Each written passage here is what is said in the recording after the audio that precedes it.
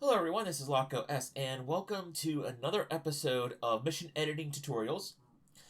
This time we are going over AI aircraft, as well as sort of covering a little bit about the tasking for player aircraft, because doesn't really do too much for the player aircraft, other than help you filter out some weapon settings, not weapon settings, but weapon loadouts rather. So.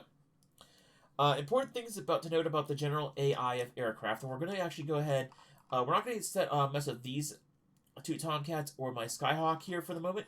We're going to go ahead and create a new air group. It's going to be opposing them. We'll say pick out China. We're going to set it to nothing at the moment. Just to point out, task is fairly important when it comes to AI aircraft for multiple reasons. First off is it'll actually filter out which aircraft you're even allowed to use.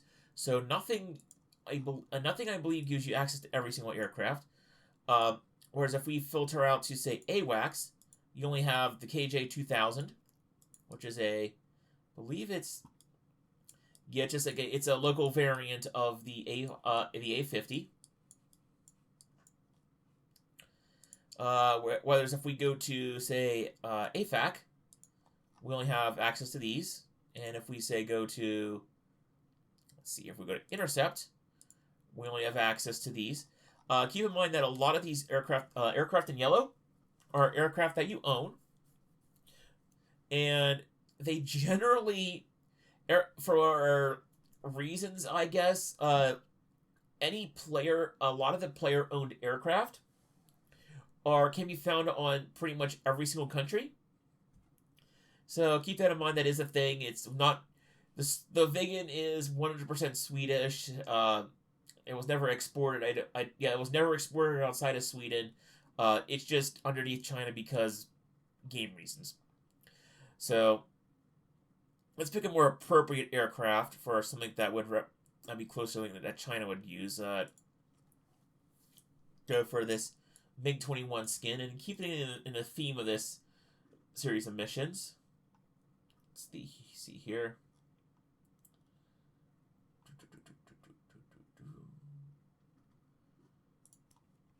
Go with this skin.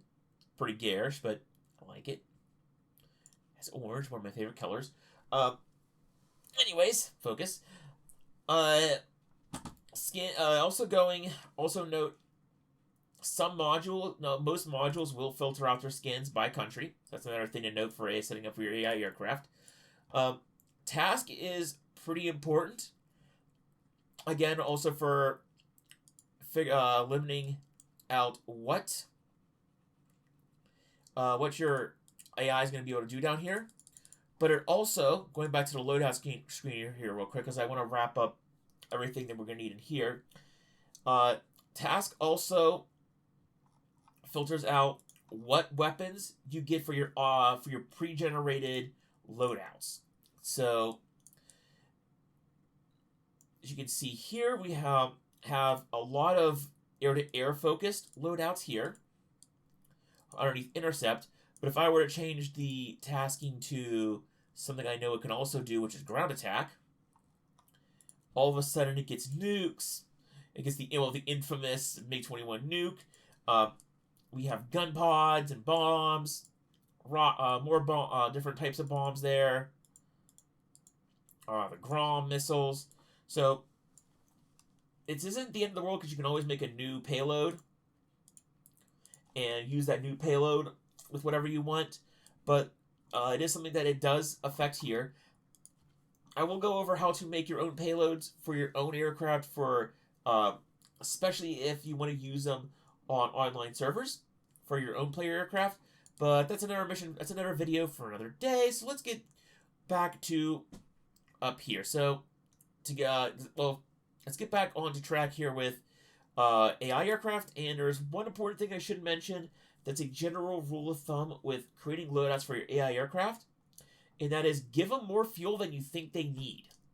AI aircraft, especially your AI wingman to your player aircraft, burn through fuel like it's nobody's business. I do believe with player aircraft, they tend to burn a lot of fuel after takeoff, trying to catch up to you.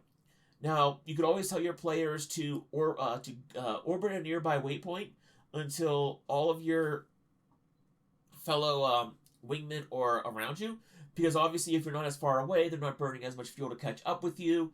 But even then, I've noticed that the AI wingmen tend to be pretty aggressive with their fuel use. So if you have the option to slap on extra tanks on your wingmen, and go ahead. Now, you don't have to go overboard with it, but I would just still, as a rule of thumb, if you have the option, don't ignore taking extra fuel. So for this intercept, we have several options here. So we'll say we'll do a long range infrared missile intercept here. Now this is a little overkill for the situation because you don't need necessarily 3 bags, but we'll pick one that has at least 1 bag on it. So we'll do quote-unquote short range. This is not a super long-range mission.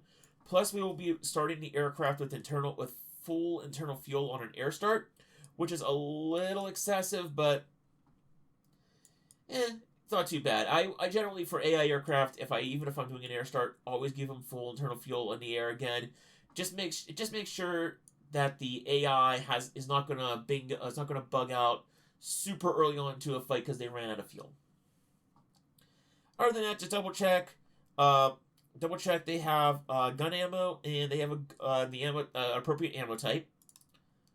We'll just go ahead with general guns mix, and we'll have them face against 2 MiG-21s, and we're gonna go ahead and place them down here. So now here's where things get interesting. The tasking types are fairly numerous for aircraft. Your air-to-air taskings, or your taskings that are going to basically have your aircraft fight primarily against other airborne threats, are going to be CAP, which is Combat Air Patrol, Fighter Sweep, which is more of an older, which is basically kind of it's a World War II version of CAP. You have Intercept, and that's pretty much it for the air-to-air roles. CAP is very much a patrol. Is basically having the aircraft running a patrol in the air, looking for other aircraft. They don't know where they are quite yet, or there might not even be any aircraft up in the air yet to attack. They're just on station, ready to respond to any aircraft that are coming their way. Fighter Sweep is sort of basically a very similar thing. I believe that what Fighter Sweep was in World War II was they obviously didn't really have the radar tech and even radio communication tech quite the way modern aircraft do. But the general idea of a fighter sweep was there's a section of sky, look for any threats, if you see any, engage any. But it was very much more of an aggressive, where CAP is very much sort of you're patrolling and you're using your sensors, you're looking, you're listening on comms to standby. It's very much more of a defensive stance. From my understanding, fighter sweep was more like they were actively going into an area looking for threats. CAP could be like that. CAP could be that way too, but just a different mindset at the time, and also just different naming conventions, really. Intercept is very much there's a known threat, and you are going to engage that threat. It's not you're not free hunt. You're not looking for trouble. You're looking for a threat, not any threat. You're looking for the threat. So in game CAP, you have CAP as a action that is a reference action. So basically, if you assign the task at the start, it'll auto-generate CAP, which is Combat Air Patrol. It'll tell it to not it'll restrict the air-to-ground attack automatically, so the aircraft will not automatically attack ground targets. It'll pick a random AA missile attack ranges. Basically, is telling the aircraft your logic for when you fire the missiles is between the maximum range of the missile and basically a theoretical no escape range, or basically a range where it's nearly impossible to dodge the missile. You can edit this. You can edit all of these, but if you go ahead and you can edit the missile range to halfway between max range and the no escape launch zone, if you basically want to make it an easier, if you basically want to make sure that you're only firing when there's even a better shot of a kill. And you can do no escape, which basically means don't fire until you're certain that they're going to hit. Or max range launches, basically launch as far as you can, and if it hits, it hits. So you can do a whole bunch of different things. You can do also launch by target threat estimate. So you're telling the AI, hey, make your best judgment call, and then just go for it.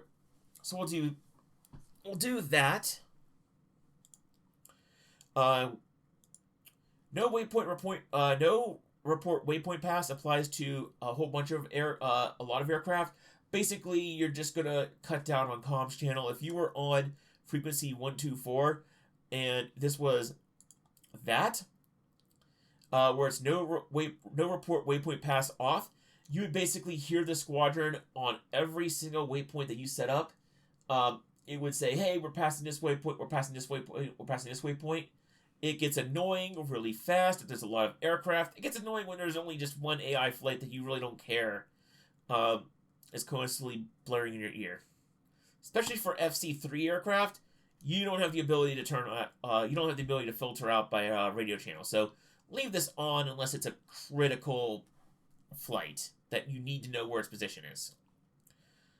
Radio usage when contact.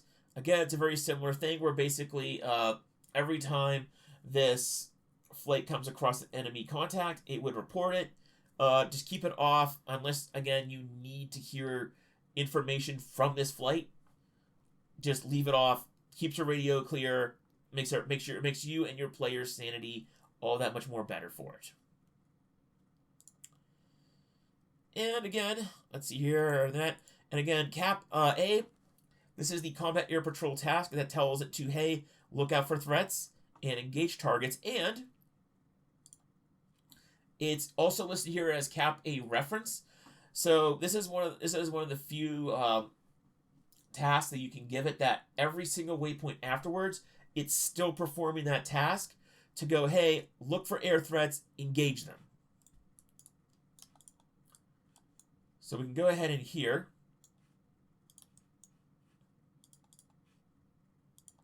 And then a very simple way to set up a combat air patrol is to do this, where basically you're telling it to fly in a box pattern multiple times.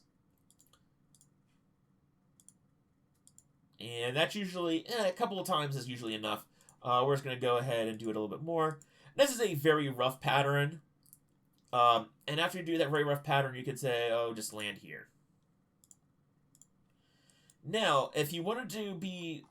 Now, if we wanted to care about what altitude this aircraft flew at and what speed it flew at for this entire patrol, do that on the very first waypoint of your patrol route. Because then otherwise, if you say, oh, I needed it to be 15,000 feet, you have to edit it for 15, go in and put in 15,000 feet for every single one of those waypoints. That'd be messy. We don't really care for this example, so we'll just leave it as biz. But if you want to adjust the waypoint's height, especially if there was a giant 20-foot mountain, 25,000 foot mountain in the middle of this ocean, definitely keep in mind that obstacles like that, and make sure you're setting your patrol height to give yourself enough clearance to clear any giant mountains or anything else in the area. So that's cap covered. Intercept, we'll go ahead, we'll leave cap group as is, because that's where we want the Tomcats to engage. We'll go ahead and we'll generate a intercept group to show that. Fighter sweeps, like I said, it's more of a World War II AI setting. World War II AI is different in DCS from quote-unquote modern AI, just for reasons. So we're going to go ahead and go to intercept. Intercept. Similar options as to the AI from before. but you've noticed there's no cap tasking because you're not asking them to do a cap mission. You're not asking them to do an intercept mission. So intercept is, first off, there we go. So we'll go ahead. We'll have them start here, theoretically. We'll say at this point, so it's going to start here, fly here. At this point, once it reaches here, we're then going to tell to turn to attack the Tomcats. So this is how, like in the previous episode, I mentioned that ship attack group doesn't really work, only works against ships. For intercept, you can use attack group to attack aircraft. So attack the Tomcats. I would leave weapons and everything here auto and alone. That way the aircraft will use its best it'll use its own intelligence and its own weapons to prosecute the intercept. And also you can go in here and you can add different ways that how to do things. You can have it attack an individual unit instead of a group. Orbit, and I should you take this time to also go through orbit, follow, and these different settings down here. Orbit basically has the unit circle around or stay in position, doing a different pattern. Follow tells it to follow a different air group for a certain number of that air group's waypoints before splitting off into its own thing. That's mostly used for the escort task. Aerobatics, you can have it do aerobatic maneuvers. Yes, that's a little silly sometimes, but you can have it do that. Start en route task, that only applies to certain things like CAS or CAP. We'll go ahead and now I'll showcase this on CAS. Perform command, set frequencies, transmit messages, stop transmissions. Like I did in my general AI video, you can use this as basically have your wingman talk to you by transmitting an audio file with someone talking. Switch waypoint basically tells it to switch waypoint in the current route if certain conditions are met. Perform option. Oh, I should mention radar using. This is actually something only aircraft, I believe, have. And basically this tells it when it can use radar. So if you wanted to... This is actually something that's actually kind of fitting for the MiG-21, believe it or not. You can tell it whether or not to use the radar or not. So you can tell it to never use the radar. Use it only for attacking. You can use it for search if it's required to do so. Or you can use it for continuously searching. Just have it on all the time. This is useful if you want to have an enemy fighter group that has radar sneak up to a unit and then at the last possible minute turn on its radars to engage, so that way it's not popping up on you, or if you want to be really sneaky, it's not showing up on the player's RWR, and they sort of have to pay attention to their sensors and to the AWACS to realize that a threat's coming. Chaff and flare using, basically you can use it and tell it to be, hey, don't ever use chaff or flare if you... This is useful if you want to use it against like if you want to set up a target drone. So you can have it to use never use. You can use it only. You can tell it to be conservative and only use flares and chaff against a missile that's been fired. If you're in a SAM's zone, you can tell it to, hey, if you're in a SAM's zone, also use the chaff and flare as a preventative measure. Apparently, the use and flying near enemies is it's not functional at the moment. That should be, hopefully in the future that'll be a thing you can tell it to do. Just be careful because sometimes some of these aircraft don't have a lot of countermeasures, so you don't want your friendly or enemy AIs running out of countermeasures too early when you don't want them to. Formation applies to multiple aircrafts. If we had 4, you can also set this up at the waypoint. If you set this up at waypoint 1, these aircraft will automatically be in that formation, but you can tell them also to swap formation or adjust formation in mid-flight. I'll probably make a video showcasing the different formations, but you can go ahead and you can have different formations here listed. So line abreast is all in a horizontal line. Wingtip to wingtip. Trail is basically nose to tail in a line. And then wedge, echelon. Wedge is basically sort of like a triangle formation of echelon, right and left, or diagonal lines. Figure four and spread four are World War II fighter formations. You can also use them in DCS in modern formations because they're kind of fun. And then you also have World War II bomber elements. There is also a specific World War II fighter Vic. That is a thing.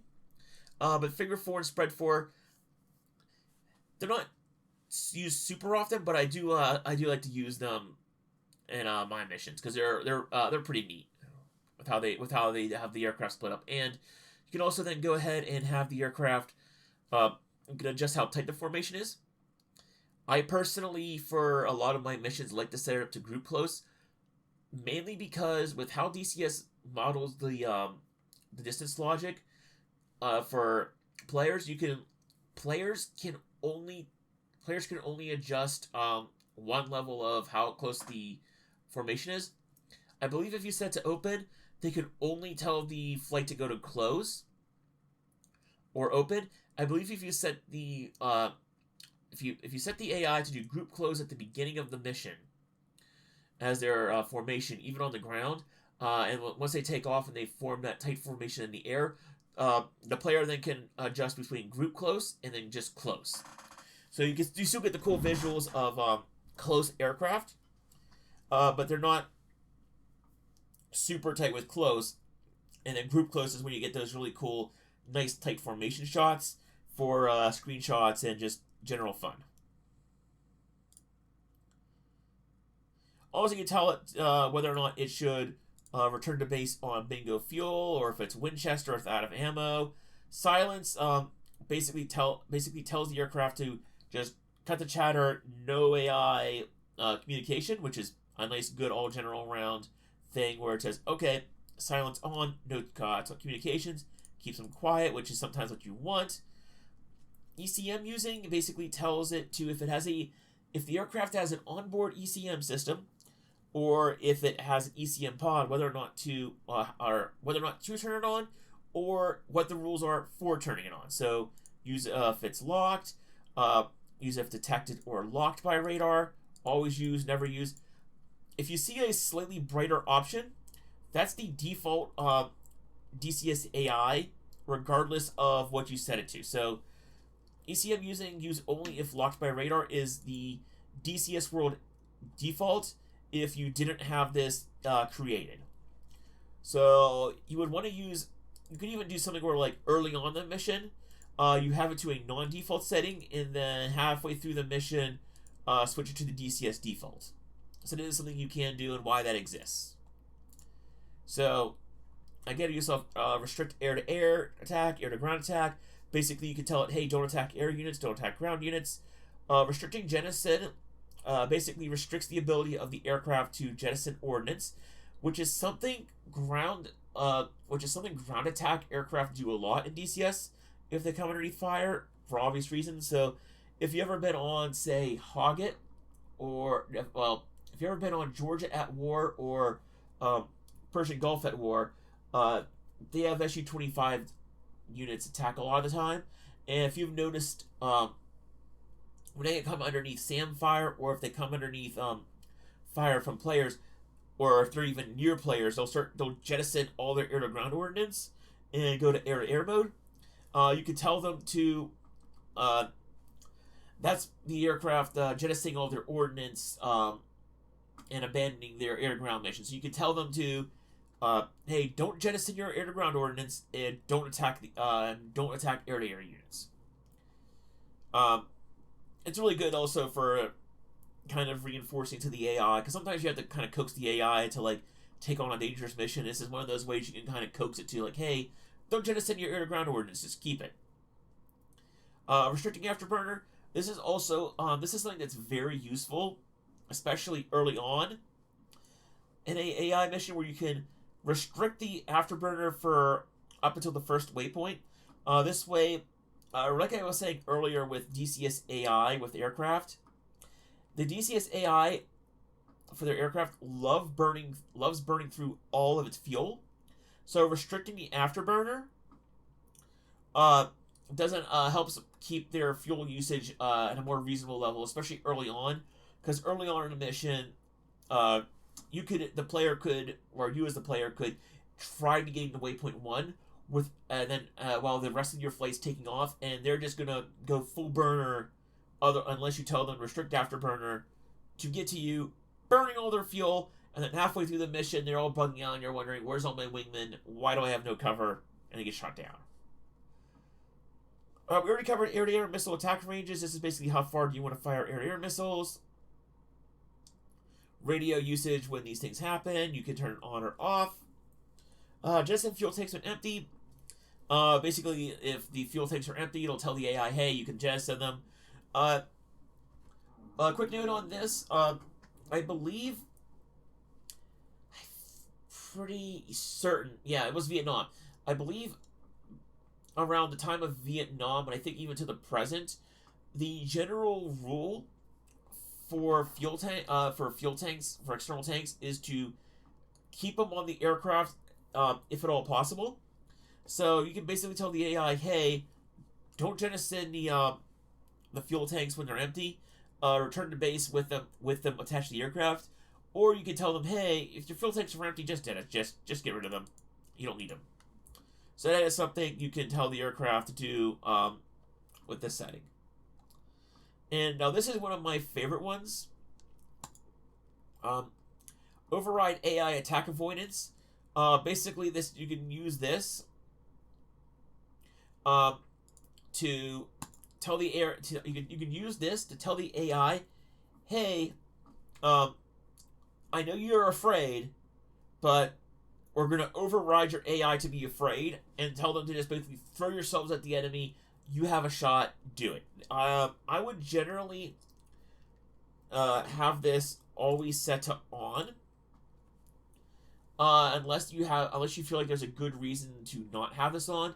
There are times where, especially depending on how big the difference of balance of force is between the sides, or if you have SAM coverage and they don't, you can end up in situations where you will command the AI to do something that you know it can do, but because the AI is too afraid, basically, it'll say, nope, I'm noping out of this, jettison all the ordnance, and turn tail and run back to base. So, I would, if you're setting up the mission and your AI is having problems engaging the target and it looks like they're abandoning the mission halfway through, I would go ahead and set this to on, which is on overrides the AI attack avoidance. You can also go ahead, there's also a very similar situation up here. Right before we wrap this up, this little mini section of the tutorial, reaction to threat. Reaction to threat also is a very useful. It's a very useful setting. Allow abort mission. This is where the attack avoidance comes in. So the attack avoidance is basically the AI's reaction to threat saying, "Oh, I'm allowed to abort the mission." Okay. But there's a bit more finer control here as well. You could do evasive vertical maneuvers. You could tell it just, hey, you're only allowed to do horizontal and vertical maneuvers are two different styles of evasive maneuvers. If you want to force a particular style of evasive maneuver. So horizontal AA fire evade is more useful for, say, like a B-17 formation. Evasive vertical maneuver might be useful for other aircraft. Evade fire is a general one where the aircraft will basically still maneuver. It'll still do its it'll still try to do its task, but it'll take evasive action. Passive defense basically tells it, hey, keep on your mission, keep on flying straight. But if you have flares and chaff, use them. If you have ECM, use it. But otherwise, keep on flying straight. And no reaction basically tells it to go dumb and just, there's no threat, just keep on going straight. Nothing's going to shoot you down. It's a very much a sort of Warhammer 40k Imperial Guard stance of reaction to threat. So we're going to say, for these Tomcats, we're going to allow them to evade fire. And then to make sure that they're brave and do their job, we're going to override their attack avoidance decision. So the Tomcat should shoot these down. So we're going to go ahead and copy these. Actually, because this is the group we're not going to have attack, we're going to go ahead and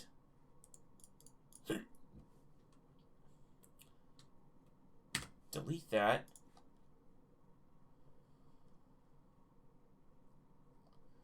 We're going to add these two options in here. So reaction to threat. Again, real quick, evade fire.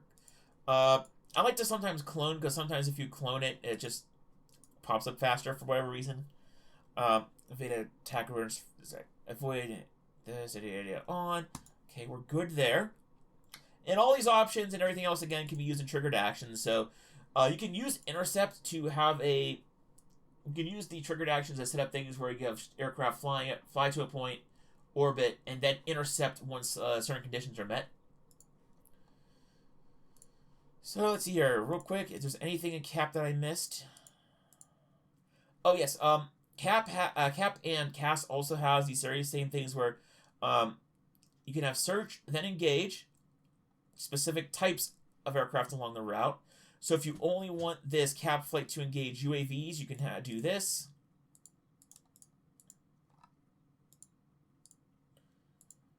If you only want them to engage helicopters, do that. You can have them engage only missiles, which is something that an aircraft can do.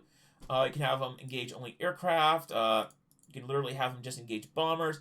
You can set up all kind of different scenarios up here. There is a engage distance up here, and that's how far away they will start engaging those targets. So if aircraft are 30 nautical miles away, they'll engage them. They'll then start to engage them. And priority is, what priority should you give this? I believe priority 0 is the highest. And there's also a stop condition where you can tell them, hey, there's actually a point where, like, the last waypoint we want you to do this is waypoint 15. Or you can also set a duration. Duration is, okay, we only want you to do this activity for 45 minutes. And that is something you can also set up for in certain aircraft. Certain aircraft can be set up, certain tasks can be set up to have a duration instead of like a last waypoint. User flag, time is more than that, then do it, stuff like that. We're going to go ahead and go back into here. You can also have a store condition as well to this. Search and engage in zone. So engage in zone basically says, hey, do your flight, but you can only search and engage targets in a certain zone. You can adjust that here, so we can go do that and have this giant zone. Search and engage group, basically look for a certain group during its flight and engage that group. Or engage a certain unit. And then you just have a generic cap, which is basically, hey, there's not a certain group or unit that we want you to engage. If it flies, it dies. And that's it for air-to-air. Let's see. I do believe I've covered every, or at least the vast majority of things you need to consider. So that covers cap and intercept, as well as a lot of the general AI that only applies to air units. Should be able to do the rest of these hopefully fairly quickly. So, anti-ship strike is only useful for was used to attacking ships. There's a limited number of aircraft that can do this very well. So let's see here for. We'll use. I just saw it too. H6J, which is a Chinese bomber. Say anti-ship strike. We're not going to actually have it do its mission, but anti-ship A, again, similar to Cap, basically during its entire route, it'll look for ships, and if it sees ships, it'll shoot them. Reaction to threat, it has its own reaction to threat, has its own formation, restricting Jensen, radio using its contact. EPLRS, I think that's basically sort of it's a way of, I'm not. I don't really think there really is a use in DCS. It's one of those just weird things that, like, I think it's a holdover from the 810C days, but it's enabled for some reason here.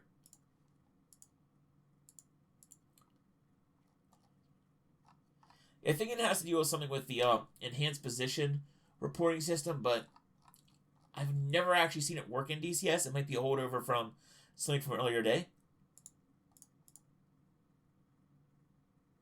Follow. Again, it's very similar to CAS and CAP, where instead of air units, it's targeting ship units. So you can definitely see, yeah, it's filtering out engaging groups. It's filtering out ship units. So that's anti-ship. We're going to go ahead and change this group up to CAS. Close air support. Something a bit more suited to air support. Let's see here, JF-17. So, again, you can see it's swapping out different weapons for different... So you have CAS here, anti-ship here, swapping out different weapons. Once again, showcasing that for all you. I'm just doing this just for shits and giggles for, like, the different loadouts. Again, CAS, very similar to CAP and another tasking where you have a task to attack a group, attack a unit, orbit, follow, acrobatics. Refueling, this is something because kind of also wanted to select different aircraft and do different tasking for this thing. For this, because certain aircraft are limited in what they can do. The MiG-21 obviously couldn't air-to-air refuel, but the JF-17 can. So if an aircraft does have the ability to air-to-air refuel, there is the option for a refueling task. And this basically tells the aircraft to go, hey, look for a tanker and top off your tanks. So to refuel, this is how you tell AI units to refuel. Again, CAS works very similar to CAP, where CAP is combat is basically, hey, patrol this area, look for air targets. Anti-ship is, hey, look for ship targets. CAS is, hey, look for ground targets.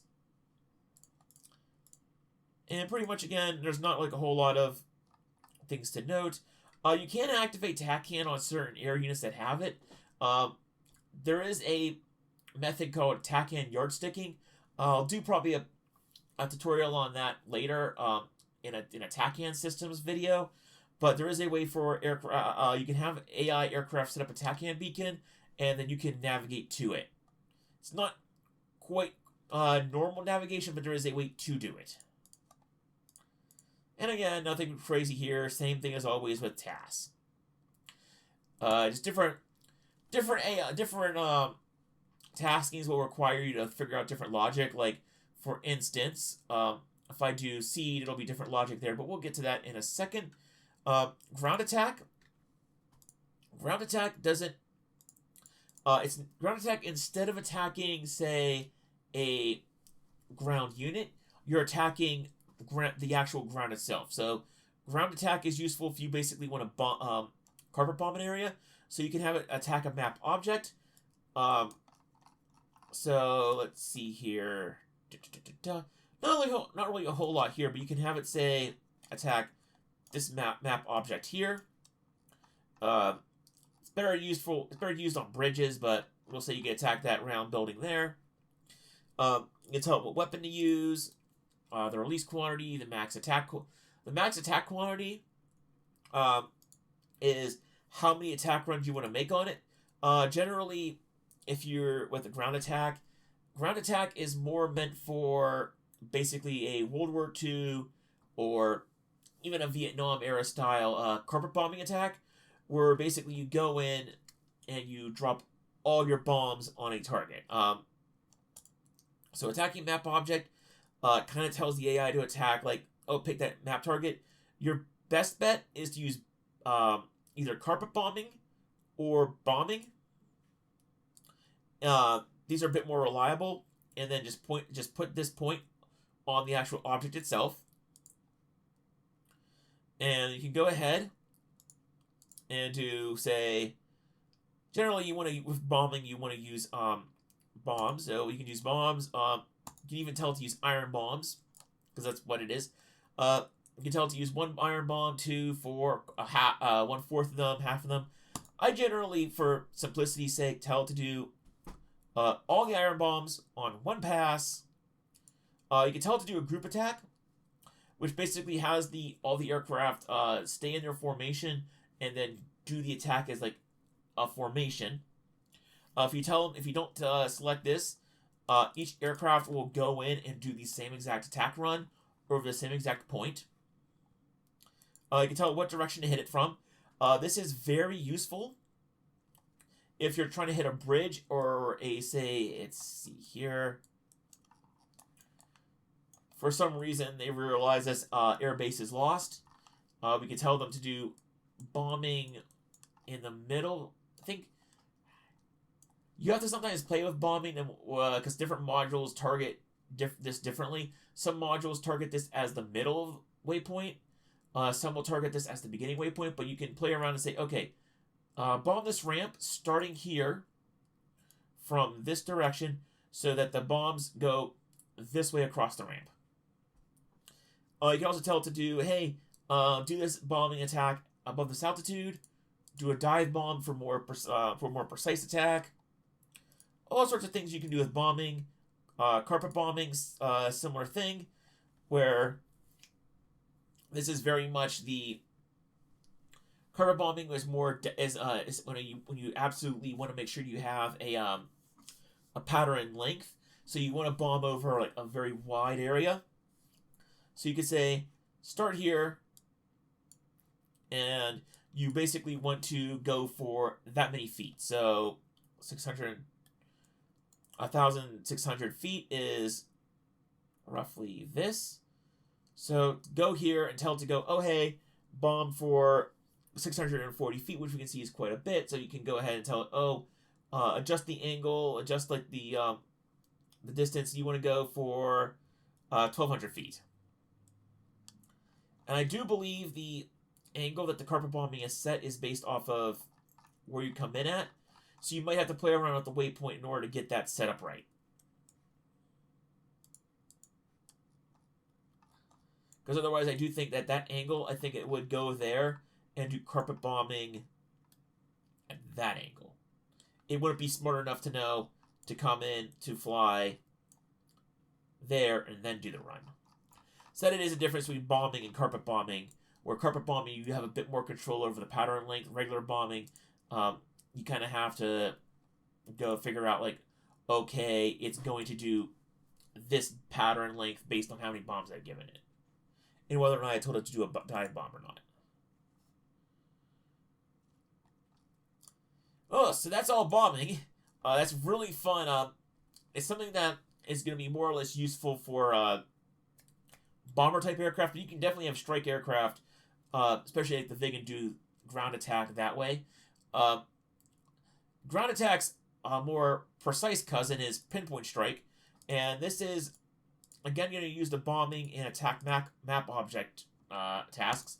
Although this is very much a meant for aircraft that have the ability to do a pinpoint strike, and you can use this to then do guided weapons. As you can see here, it's very much telling it to only use guided bombs, like standard anti-ship missiles,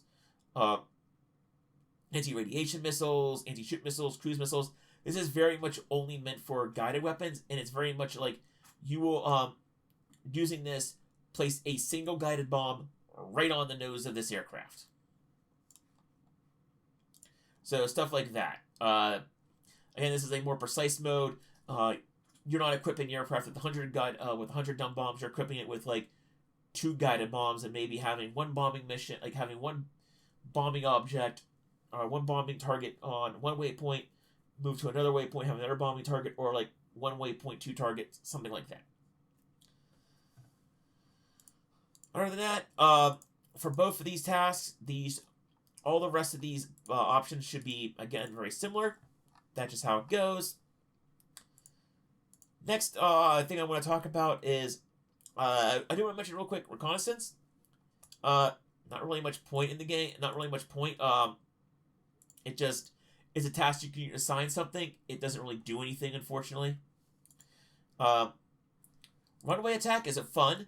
Runway attack is bombing, but bombing runway is the actual action you want to use. There's other bombing options, but really you want to use bombing runway for this because it'll tell you, because you can from here select, hey, I want I want this airfield. So you can pick any one of these airfields that are in the map, and they're automatically populated from the map. So we'll say we're bombing Rhoda with iron bombs. And you can use heavy rockets too, but iron bombs are probably the best for actually cratering the runway. And you can tell use all the bombs, one pass, group attack. You can tell to, I guess, come in from this way if you want this. If you want the bombs to start, if you want them to come from like this angle for a reason. But generally, for a bombing attack, it'll come in from. It'll come down the runway either direction.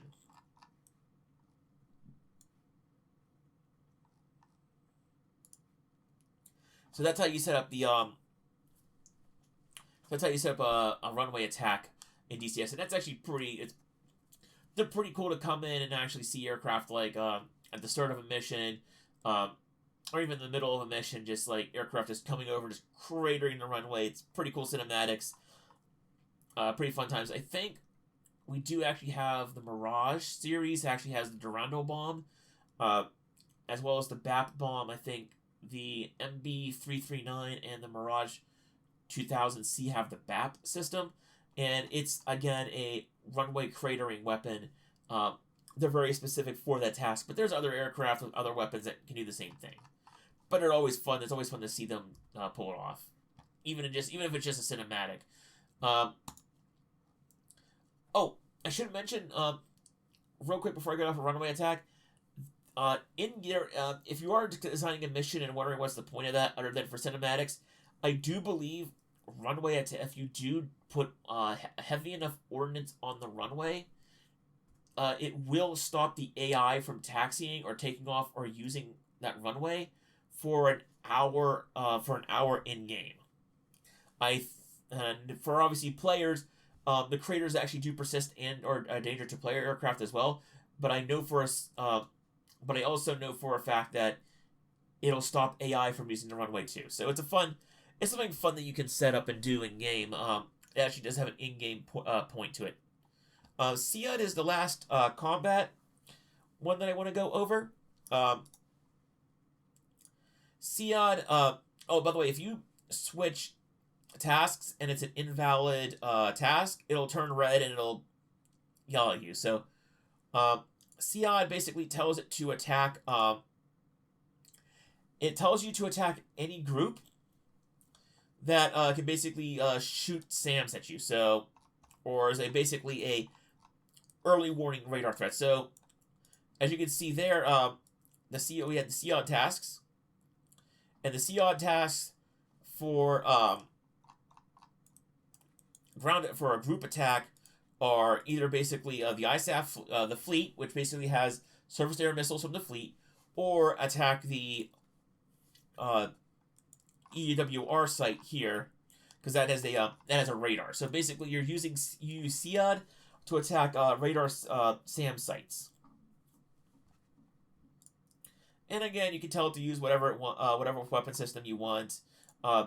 Again, you can always leave it at auto, unless there's a very I would always, like I said, generally leave this at auto. The AI is usually intelligent enough to use the right weapon, but you can also attack sites with decoys. And I want to give this an experiment to double check to make sure this is how you use it. But I believe the new if you have the TALDs, which are something that the F-14 and the F-18C can both deploy decoys, and you can use this possibly to attack them. I will do an advanced AI video where I'll cover some more advanced tricks, and I will see if this works. But I do believe attacking groups with decoys allows you to deploy TALDs against them. Other than that, it's a very similar situation. Escort does pop up here, and there is a escort task, and we will get to next. Escorting with COD basically tells you to go, okay, I want you to escort this group. So this JF-17 will escort these MiG-21s. Now this negative distance means you will escort them from behind this many feet away, this many feet above or below them. And that's the formation, like sort of like an interval, like you're spacing yourselves out that much. The last waypoint you will escort them to is their destination point, and within 32 nautical miles, you will engage these types of threats. So that's how you use the escort task for COD. Real quick, there is a escort task here as well. If you use the regular escort task, its main purpose is to perform an escort task, which is protecting it's protecting an aerial group from air threats. And that's pretty much it for air-to-air tasking. Let's see here. This video is getting kind of long. I'm going to take a break here and split this up into multi-part video series. I do want to cover rotary wing AI and support AI in the next video. So until then, this is Loco S signing out, and that's pretty much all. And thankfully, we actually did today cover pretty much every single. We covered every major offensive and even to a certain extent defensive tasking that you can set up for AI in game. So use these to your advantage. Like I said, have fun with them. Ground attack, pinpoint striker, fun ones that I don't see too often. Those are used for like bombing, bombing areas and bombing specific points. Go ahead, set up runway attacks, have cap flights, have aircraft with the escort task, escorting different groups to a target and back, and then having them engage so far out. Have fun with it. A lot of the actual fine tuning of your missions is going to be is going to basically be around fine tuning those parameters. So see you all next week, where I'll cover support units and helicopters. Bye.